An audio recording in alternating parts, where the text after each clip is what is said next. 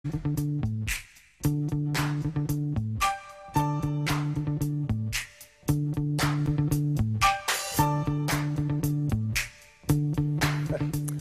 notre leçon d'histoire du jour, nous allons traverser l'Atlantique pour évoquer un épisode important des relations entre Cuba et les États-Unis. Bonjour Frédéric. Bonjour Laurence. Alors pour cela, nous allons remonter au mois de février 1903, oui. Qui marque la signature du traité par lequel les Américains ont obtenu la location perpétuelle de la baie de Guantanamo. Guantanamo, on en parle beaucoup dans l'actualité depuis quelques années. C'est le lieu qui abrite aujourd'hui le fameux camp des prisonniers.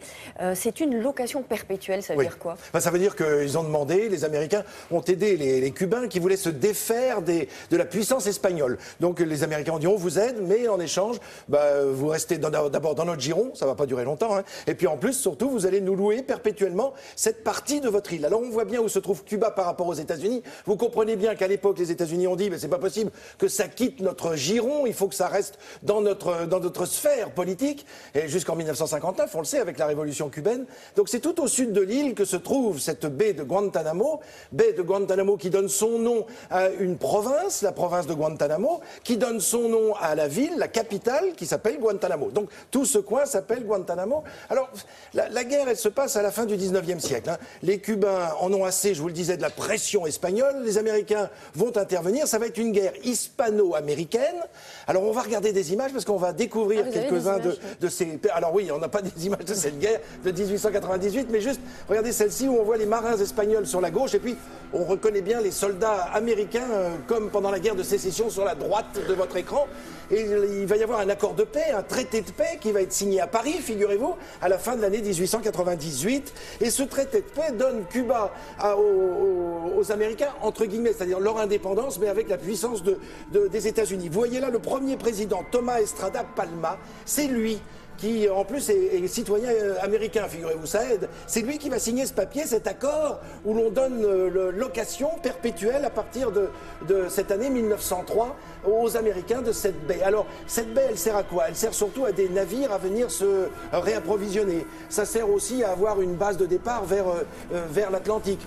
C'est là aussi que les navires, parce qu'à l'époque, ils naviguaient et leur moteur marchait au charbon, donc ils viennent se réapprovisionner en charbon. Et tout ça, évidemment, marque les esprits. Et très vite, les Américains vont y installer un camp pour des prisonniers, mais d'abord destiné... C'était déjà des prisonniers Oui, presque à l'origine, puisqu'il y avait des prisonniers venus d'Haïti, l'île voisine, qui avaient tenté une révolte. Et là, les Américains avaient installé quelques-uns de ces prisonniers. Et puis après, ça a servi pour des prisonniers américains. Et on le sait depuis les attentats du World Trade Center, cette prison est destinée avant tout à recevoir des prisonniers venus d'Afghanistan, venus d'Irak, et on sait dans des conditions qui sont pas souvent, elles sont même très dures, donc au niveau international, ça pose de très graves problèmes. Alors évidemment, le territoire en lui-même, il fait 121 km², c'est absolument gigantesque. Les Cubains avaient planté une haie de cactus. Ils appelaient ça cactus curtain, c'est-à-dire le rideau de cactus, puisqu'il avait été créé en même temps que le rideau de fer en Europe. Donc c'était pour bien montrer qu'ils n'étaient pas d'accord. Évidemment, le leader Maximo, Fidel Castro, n'a jamais accepté, depuis 1959 qu'il s'est saisi de cette île, il n'a jamais accepté d'être le propriétaire d'une partie d'une île qui est louée par le géant et l'ennemi américain. Alors ça coûtait $2000 par an, la location, $2000 par an. Et ça a évolué depuis en pièces d'or. Oui, prix. ça a changé en 1936, c'est passé à $4085. Donc ce qui est toujours un prix absolument dérisoire. Les Américains font un chèque, littéralement un chèque pour la banque centrale cubaine, et ce chèque n'est absolument jamais touché. Parce que le leader Maximo ne veut pas, évidemment, encore une fois, toucher cet argent venu des États-Unis. Et comme il est contre ce territoire américain chez lui, c'est aussi sur ce territoire qu'il y a évidemment le seul fast-food américain. Si vous voyez à quoi je fais allusion, c'est le seul de l'île, on comprend bien pourquoi.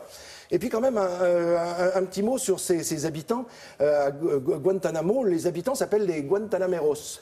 Et ils vivent très heureux là-bas, très paisibles. On avait vu un reportage avec Marie Mamjeglou qui nous avait montré cette petite communauté. Alors, un habitant, un homme s'appelle un Guantanamero, mais une femme s'appelle une Guantanamera. Et c'est à l'origine de cette fameuse chanson Guajira Guantanamera, qui a été chantée par Jodassin et puis par d'autres interprètes, Julio Iglesias, qui avait aussi... Ça vient de là. Et ça vient de là, absolument. Donc voilà, cette partie de l'île de Cuba est toujours américaine, c'est toujours une base. Pendant l'histoire de la baie des Cochons, aux alentours des années 60, en 1962, ça avait posé un gros problème. Est-ce qu'on laisse nos soldats américains sur ce bord d'île? Évidemment, ils sont restés.